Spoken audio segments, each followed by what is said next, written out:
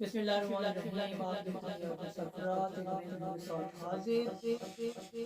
آج کی ویڈیو ہماری حضرت داؤد اور سلیمان علیہ السلام کے بارے میں ہے۔ ویڈیو شروع کرنے سے پہلے کوئی چھوٹی سی گزارش ہے کہ آپ ہمارے چینل پر پہلی دفعہ آئے ہیں، ہماری ویڈیو پہلی دفعہ دیکھ رہے ہیں، ہمارے چینل کو سبسکرائب کر لیں اور ساتھ میں کے گھنٹی کے نشان کو دبانا نہ بھولیں۔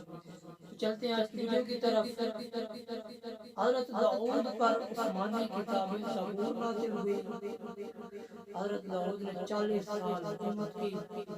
حضرت داؤد نے 100 سال کی عمر پر سب سے پہلا روزہ حضرت داؤد نے رکھا۔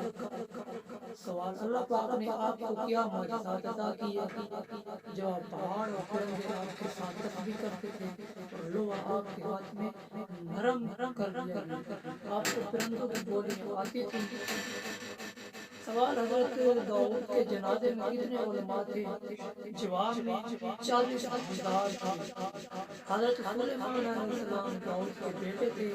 سب سے پہلے حمام حضرت داؤد نے بنوائی۔ سب سے پہلے قبا حضرت سلیمان نے پہنی۔ سب سے پہلے کبوتر حضرت سلیمان نے پالے۔